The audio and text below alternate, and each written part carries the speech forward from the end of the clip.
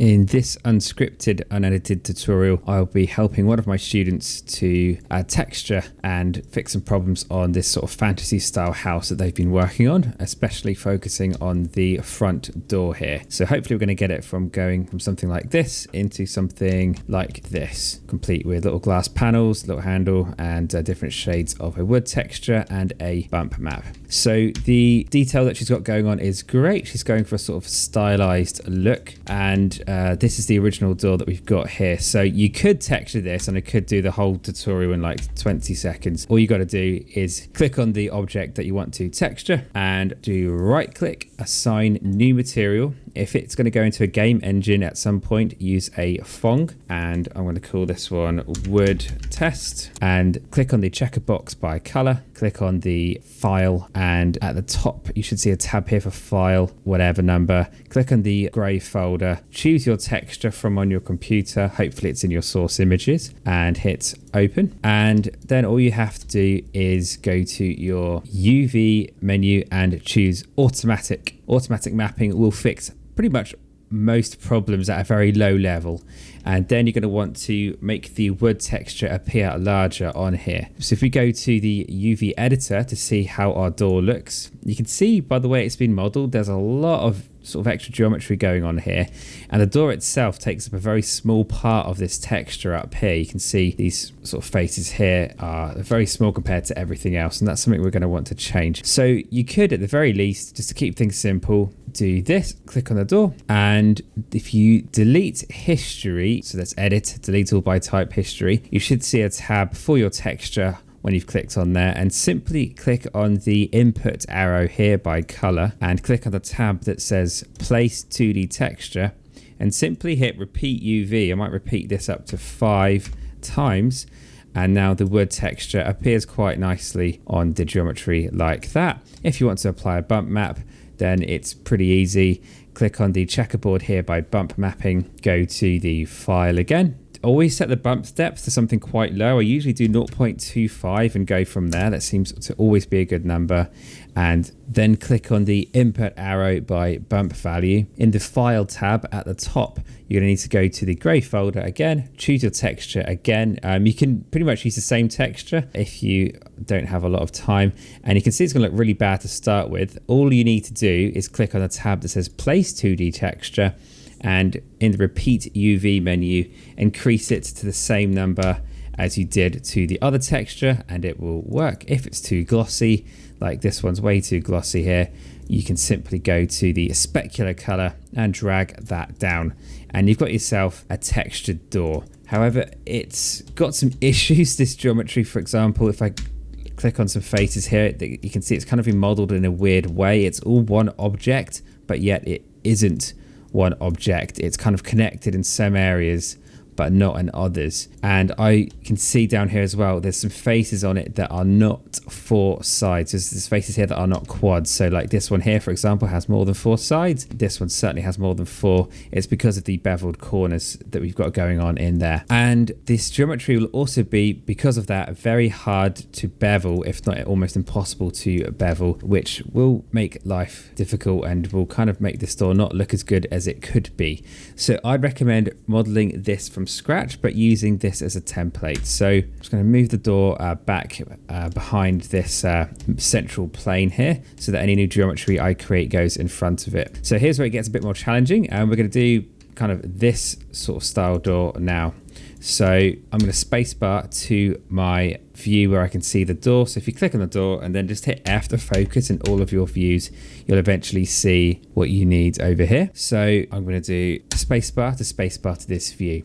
So let's create this door from scratch. I'm going to stay very true to what the student did. I mean, you could go wild and actually sort of model each and every single panel, but I'm going to try and stay very true to what the student has modeled here. So I'm going to click on this geometry, go to my layers tab up here, and just put this on its own layer by clicking on this button just down there with the blue circle, and click on the empty box next to the P and change it until it says R for reference, which means I cannot click on it anymore until I click on the R to go away again, and now it's fine. So R for reference, and let's get some geometry going here. So I want to create this sort of frame that's going on around the edge of the door. To do that, I'm going to create a polygon primitive plane Make sure interactive creation is ticked and plane. Drag a plane around the size of the inside of the frame and let go. Then go to edge mode, double click, and you can see all of the orange edges around there. We're then going to do R for resize, and we're going to do a trick where if you hold shift on the keyboard and drag the middle cube to the right, you will extrude all of your edges at the same time. So shift and move, or shift and resize will extrude. And then we can do the top square, bring it down to get that sort of shape that fits nicely. Now, the reason we did this is because these edges here, if you hold shift and select them all, can be beveled very easily. So let's bevel those by going to edit mesh, bevel, and you can see the bevel here looks really silly. So I'm going to change the fraction down and increase the segments to 3. Now with the fraction, you cannot just drag it but less than 0.1. You can see here that it just doesn't do anything more accurate than that unless you hold control on the keyboard. Now when you hold control, you have much more fine tuning available to you, and you can kind of get the bevel that you're going for there. Next, I'm going to spacebar back to my 3D view. I'm actually going to want to lock this frame in now, and so I'm going to go to face mode, and if I click on the face in the middle, do W for move, hold shift, extrude that in like that, and that's ready to roll. Now we're going to need to put in a whole bunch of edge loops in the face in the middle, and if I try this, you can see it will allow me to put edge loops on the outside of this frame because each face has 4 sides, but inside here, because of the corners, it means this has got more than 4 sides and no edge loops are allowed. So we have to fix that. The easiest way to fix this is to go to face mode and actually delete it. Then go to edge mode, and because I want a plane that's sort of in here and is exactly symmetrical and fits perfectly, I'll just shift select both inside edges, just these two, and bridge them together with edit mesh bridge, and you've got that there. And I click on that face on its own now, and I want to detach it from the geometry. It's usually a bad idea to work and sculpt everything from the same geometry, sort of like my student has done here. If you see, the mesh has got sort of edge loops that try and go through everything even when they're not needed in the middle like that, and it's extra geometry that can slow games down. So to avoid that, keep your meshes separated. So click on a face and do edit mesh, extract, and then go to object mode, and now they're 2 totally different objects, which is great. If you spacebar to your frontish view here, do R for resize. I'm going to resize this face so it intersects inside the frame like that, so we can't see the edges of it. There's no drafts are going to be going in through this door through that way. So let's now add in the edge loops we need to define the shape of this door. So we need to turn on symmetry for this. Before we do that though, before I add symmetry, I always add a line down the middle of the geometry, a line for symmetry. So I'm going to go to mesh tools, insert edge loop there, and make sure that is on your shelf because you're going to need it a lot by holding control and shift while holding to insert edge loop, and then you can click on the insert edge loop tool from your menu and double click on it. This brings up the tool settings. Change the tool settings to multiple edge loops, but only choose one multiple edge loop, and drag and click and hold on an edge like this at the top, and it'll be placed exactly down the middle, which is great. You might now want to switch back to relative distance from edge, which allows you to place the edge loops anywhere you like, and then close that down. Let's define the shapes for the window holes here. So I'm clicking on the middle line like this and like that, and now I'm going to undo that. We now need to turn on symmetry to speed things up for us. So looking at my compass down at the bottom here, the Z axis seems to be what's going from left to right down there. So I'm going to just go to my normal tool here for a minute, go to object mode just to be safe. And where it's the symmetry here at the top, choose object Z. And now go back to your edge loop tool. Try dragging it in edge loop, and you can see it appears on the other side as well. It seems a bit off compared to what I'm tracing. I really don't care. So just put that in like that. I'm going to ignore the central frame panels for now. Down here, you can see the student has got these sort of receded areas at the bottom there, which I'm going to try to replicate as well. So for these, I'm going to just drag an edge loop for the top of them and click on this edge here. Instead of creating a new edge loop there, I'm going to use what's been given to me and just simply drag this edge loop over to meet the edge there, and drag this edge loop to the edge over there. This edge now will be matching pretty much exactly the edge of the frame.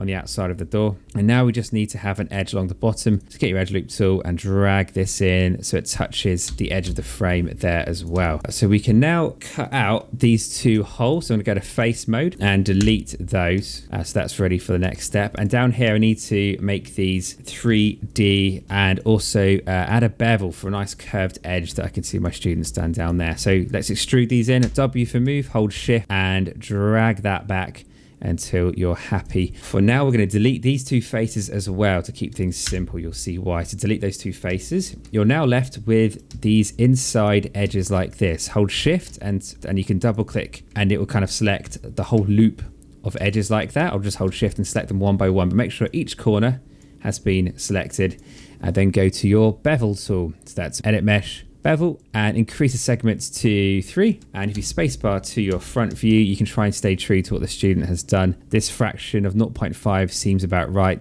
but you can change it or hold control if you want more control over it, and that's good. Now, before I do anything else, I need to fix the issue here where I've got faces with more than 4 sides. So I need to, I'm just going to move this, do W for move, and move this geometry forward a minute just to make sure that all of this is made out of quads. So to fix this, I'm going to go to my multi-cut tool, which is under mesh tools, multi-cut. And I'm just going to control shift that to my shelf so it's there. And then all you have to do, when you see these sort of cobweb shapes, which are always present on inverse bevels here, just move your mouse over to until the vertex goes blue and just click on a neighboring vertex on a similar sort of cobweb and it joins up. Hit enter when you're done.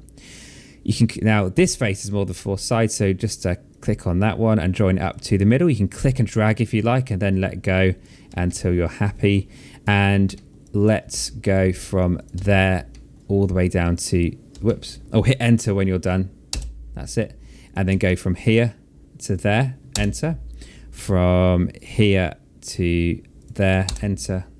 And from here to the middle, enter. If you don't have this middle line, it won't let you connect up to the opposite side because it doesn't understand symmetry going through itself. So always have a middle line. And to fix this one, I would just simply go from here to there.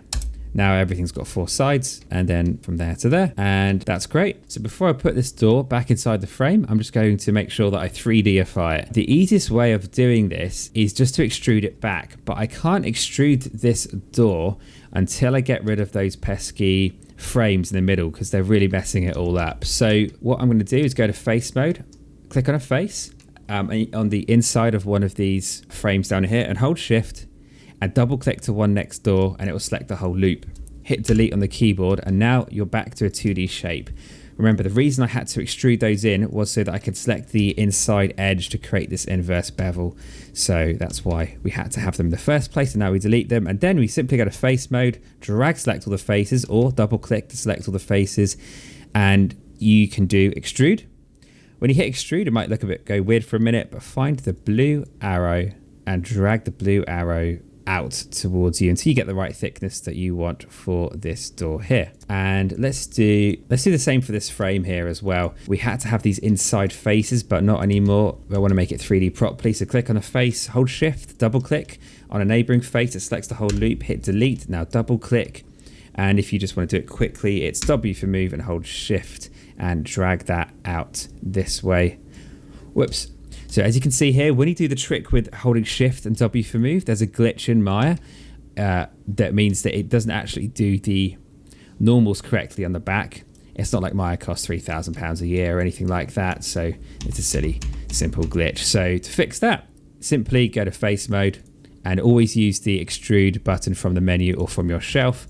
And then doing that seems to fix it absolutely fine. Now you can place the door frame back inside the door like that. Okay, next for the glass panel holders in the middle there. I'm just going to spacebar to my sort of frontish view here so that I can see what the student's done. And the easiest way of doing this is to create a plane. I prefer working with planes in this view so you haven't got to worry about the depth to start with, and just drag a plane out until you're happy. So let's just go for something like that and F to focus on it and bring that inside your frame. And then what you're going to want to do, you can see my student here, she's added sort of some nice detail on the inside of that like this. And so we can do something similar here as well. So let's just 3Dify that real quick. We're going to face mode and do extrude on your shelf, bring it forward, and you can move it backwards, R for resize to edit the thickness of it. I'm going to duplicate this quite a lot of times. Because of that, I'm going to want to remove the faces on the outermost edges. So I'm going to click on the face, hit delete, symmetry's on, it's done both, great. That's just saved us like a whole bunch of polygons there. So now I can put it back inside there. And to get this sort of curved interior sort of look, I've resized it so it's quite thick like that. And then I'm going to double click on my edge loop tool. I want multiple edge loops and I want 2 of them. I'll click anywhere along a horizontal line, go back to relative just for next time. And then while these 2 central orange lines are selected, I'm going to do R for resize and W for move and drag them out to about this amount here. Then I'm going to go to face mode, drag select all these faces in the middle, do R for resize, drag these in like that until I get the desired thickness. And I can see my students actually got theirs a bit different. So if I just go to front view, I went to vertex mode there, W for move. It's going to kind of move these that way a bit, so you get a bit more of a steeper slope on those. Now to get this sort of smooth angle that she's got going on there, you just got to bevel this edge here. You can see on this geometry, the bevel's gone a bit weird and it's created this sort of star explosion shape there. On here, we can avoid that simply by going to edge mode and then go to bevel, edit mesh bevel, and increase the segments to 2 or 3 and drag the fraction down until you're happy and you've got a nice curved shape going on there. While we're still in this shape, let's bevel the other edges ready for the final texture to go on. So I'm just going to double click on the extreme 90-degree edges there, bevel that only with 1 fraction, keep it quite small. That'll create a nice highlight for later on. And we can now duplicate this, Control D, W for move this. And if you go to your front view now, I'm not going to duplicate this for these other ones yet. I'm going to wait till I've textured it first. I'm just going to rotate this one by exactly 90 degrees. I'm going to hold J on the keyboard. So I hit E there for rotate. I'm holding J now for a long time while I rotate this beam like that. That gives it a lot more control, so I can keep it perfectly vertical. W for move down a bit there. And then instead of resizing this to stretch it out, which would look really stupid like this, it'll just look like it's approaching a black hole or something. So to stop that from happening, simply go to vertex mode, drag select the cluster of vertices at the bottom, and we can move them down. Now, symmetry is stuck to the object Z, which is before you rotated it. It's still like that. So let's turn symmetry off now for a minute. And now we can drag the cluster of vertices at the bottom all the way down to there. Great. Now the geometry is phasing through itself here. You won't notice it without a texture on, but in a game, this will phase through and flicker and glitch, and you might get fired. So if you're working in the games industry, so always make one of these intersecting frames either slightly further forward like this, or resize it so it's ever so slightly thicker like that, and make sure you avoid the flickering effect. You might need to center pivot to do that better. There we go. And now the middle frame panel is thinner, no flickering will happen. Let's bevel the remaining edges on our geometry here now, ready for the textures. So if it wasn't for these corners on the inside, I would say bevel everything. Just literally click on the object and click bevel, but it will create some issues down here which I'm going to want to avoid. So it's going to be easier for us to simply go around and select the edges that we want to bevel. So if in edge mode, it can sometimes be difficult to double click around and select a whole loop. So here you can see that it did select the entire loop, but on something like this square, if you shift double click, it gets to this sort of junction here and doesn't know whether to go that way, or that way. So what I like to do is go to face mode and click on a face like this one at the bottom, hold shift, double click next door. The entire inside loop of that has been selected. Oh, let's turn symmetry back on first. So symmetry, object Z, try that again. And double click and select the inside loop of those faces. The whole inside loops get selected because symmetry is on, they are both selected.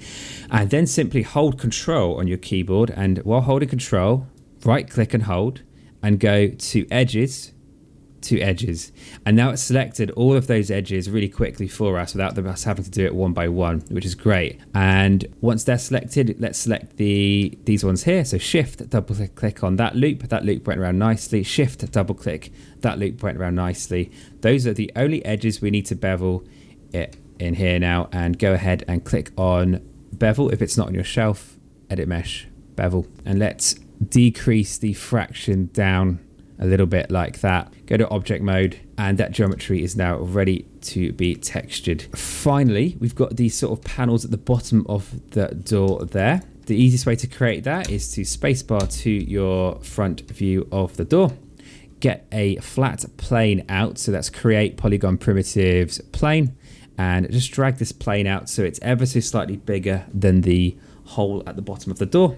Spacebar back to your 3D view, click on that, W for move, bring it forward a bit, and then if I spacebar back here, go to your insert edge loops by double clicking on the insert edge loop tool. I want multiple edge loops. I want 10 of them this time, 10.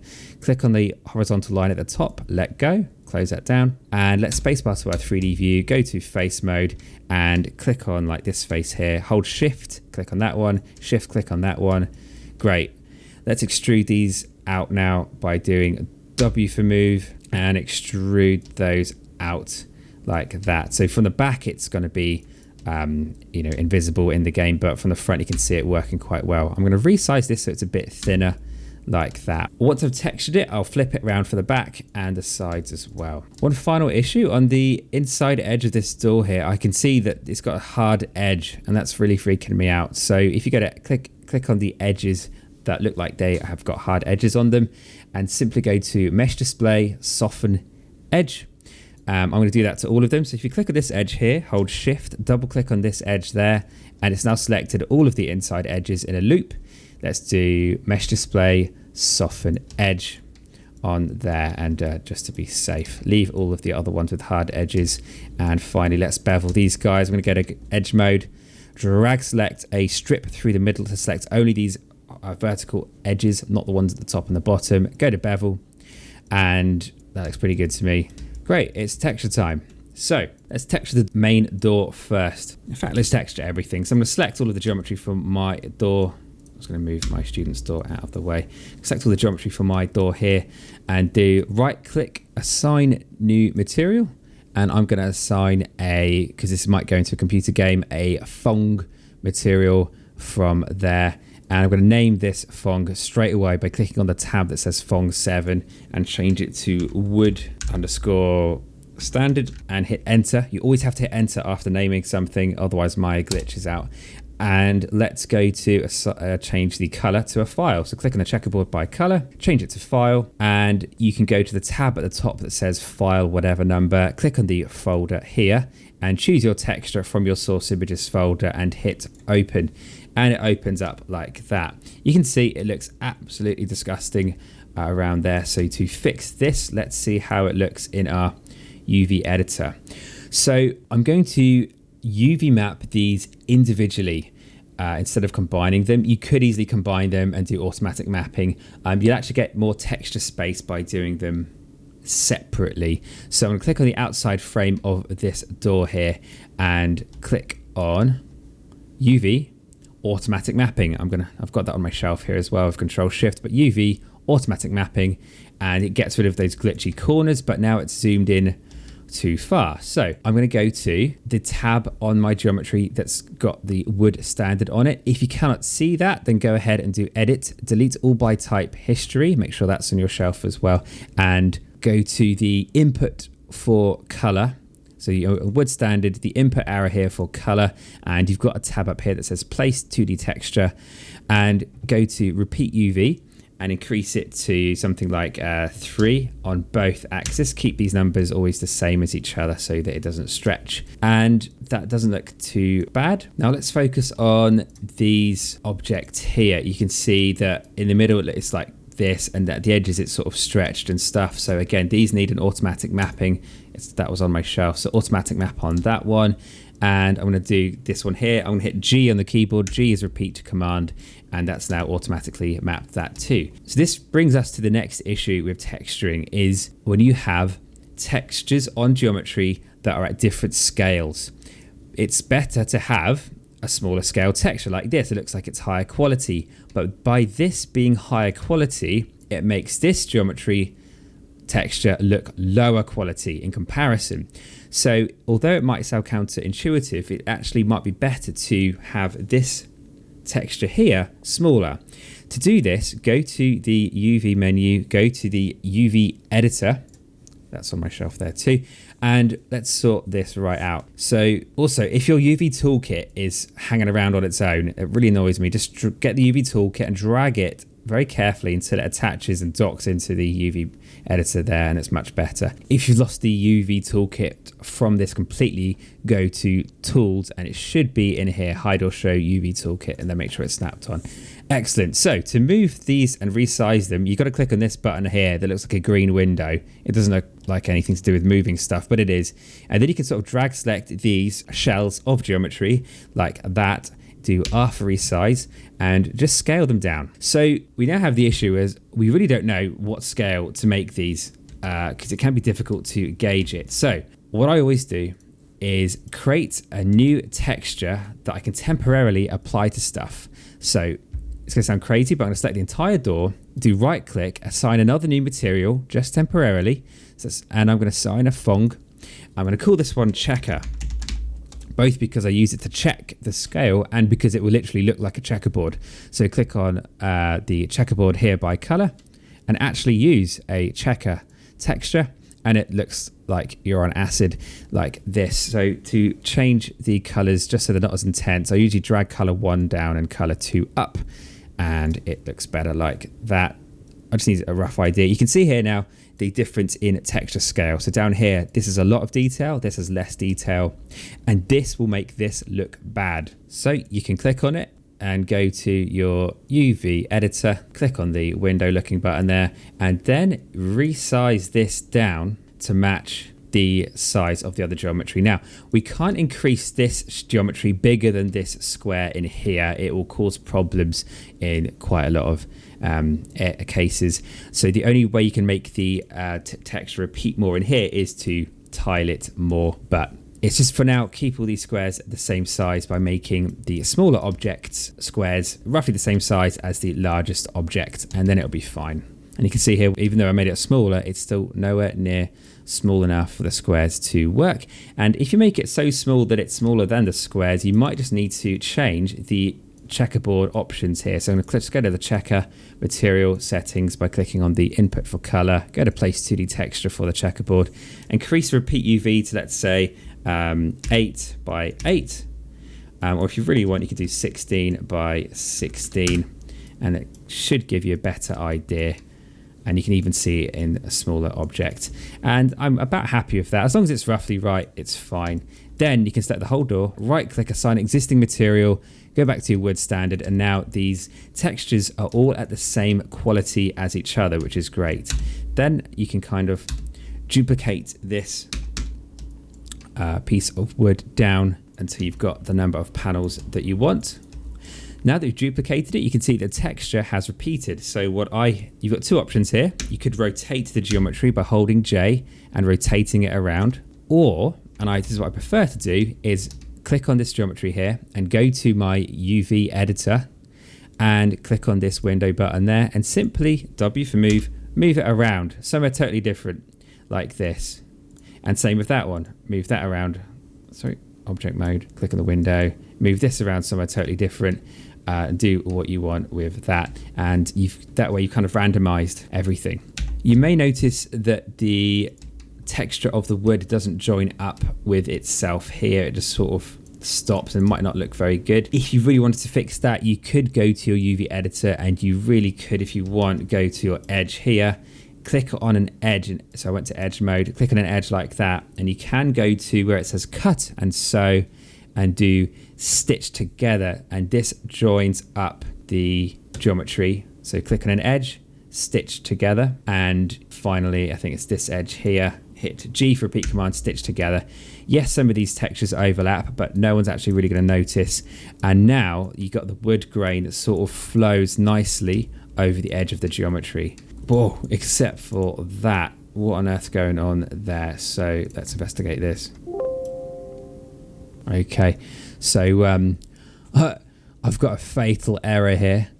This might be the end of the tutorial because I want to go to bed, but that was sort of how to do a door. Make sure you save your work regularly and you have autosave set up like I didn't. Yeah, that's ruined my whole my whole evening. I'm going to hit OK on this and see where it takes me. Oh, it's giving me an option to save this. I'm going to hit continue and result. Okay, it looks like it's in downloads. It looks like it has saved it. I'm going to write down here, get good, and send report. So let's see if I can salvage this. Okay, no, that's gone. Maybe on the left-hand side, will this be there? Which one is it? I'm going to try this temp file and see what happens. Oh, wow. Okay, that worked. So click on the temp file. It comes back.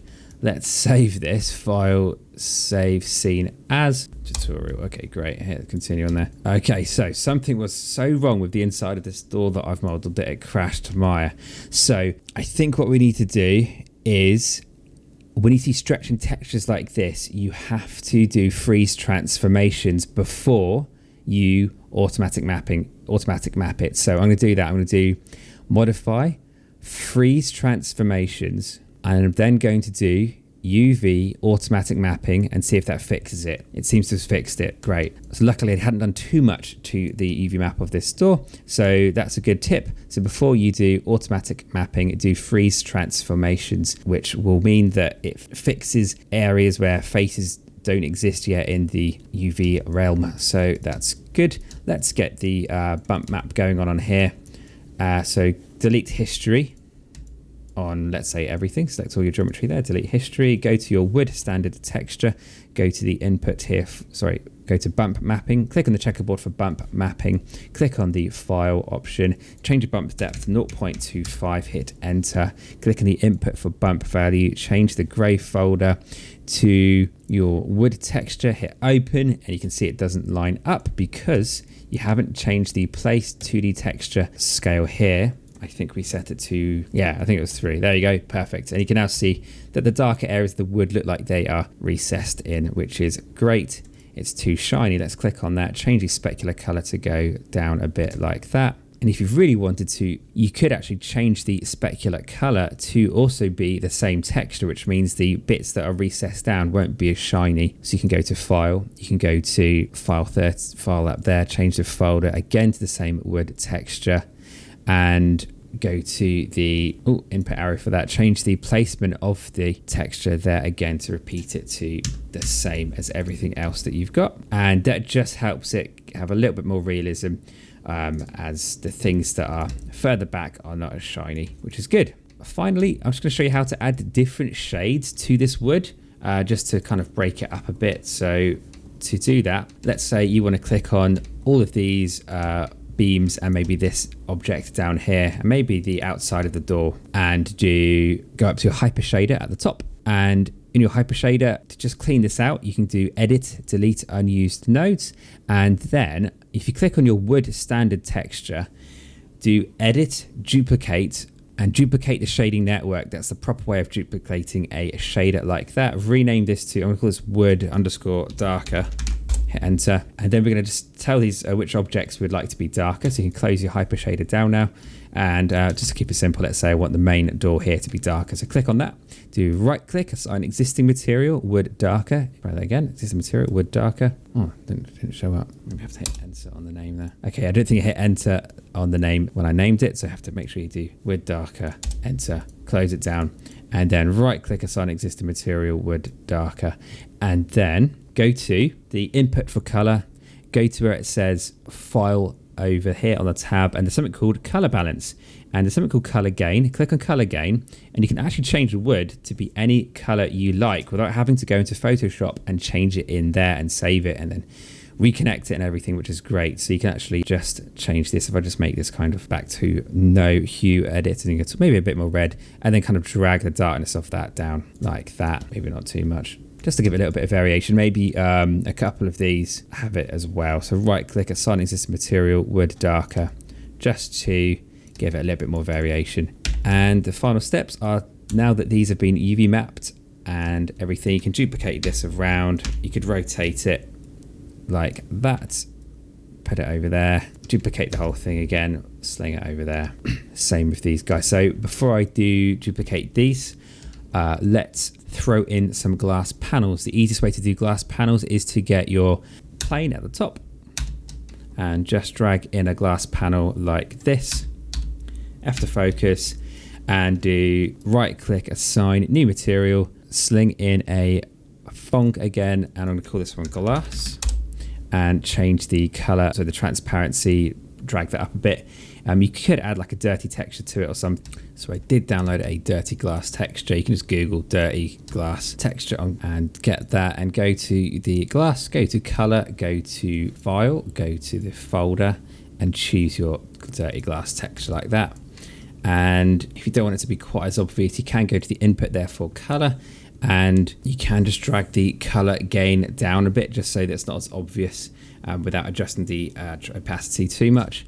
And once you've done that, you're going to want to go to mesh and smooth the glass pane out, and drag the divisions bar very slowly until it's about that. Maybe that is fine. And all you've got to do then is just go to face mode, and if you go to vertex mode, actually click on the vertex in the middle, do B for soft select. That's tapping B. I tapped B on the keyboard, and then you need to zoom out quite far, drag your mouse whilst holding the letter B, and drag your mouse to the left like this, and then let go. And that will then change the scale of the fall off for the soft select mode. And then do W for move, just to give the glass a bit of a healthy bulge like that. And maybe sag it down a bit where it's maybe warped over time or something. Because it's an old door, it's got old glass. And you can see there you get this sort of nice sheen on it. Go ahead and duplicate that glass panel to there. Hold shift, duplicate them both to there, and stretch them out. No one's going to know. Smash in, and then the next thing to do is maybe randomize some of the texture placements of this glass. So hold shift, just click on these three guys, go to my UV editor.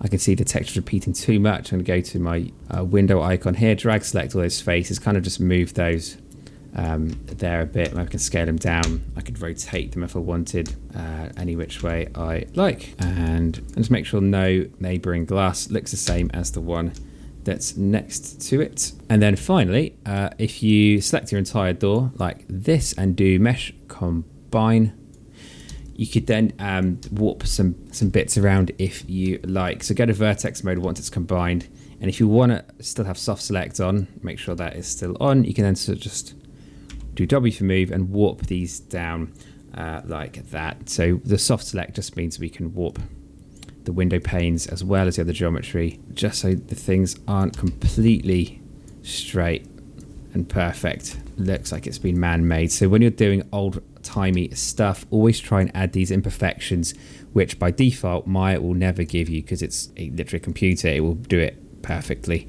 which in real life nothing's ever perfect, and you've got that going on. If you want to bend any more bits of wood, you can go to the edge loop tool and just throw in some edge loops like this on the vertical piece of wood, and then you can go to face mode if you like and just sort of maybe warp that one around there a bit so it just doesn't look quite as perfect. And even on these bits of wood if you really want to as well. Lovely. And then if you want to separate that again, once you've separated, you're going to have to do modify center pivot, and then you can select all these bits of glass, Control D for duplicate, move them over there, and you're all set. So select the door, hit combine. If you want to have the pivot in the corner of the door, that's using the letter D for delta on the keyboard. Drag this over to there, tap D for delta again, W for move, bring it over there, and you've got yourself a perfectly modeled, fully textured door. And that only took an hour.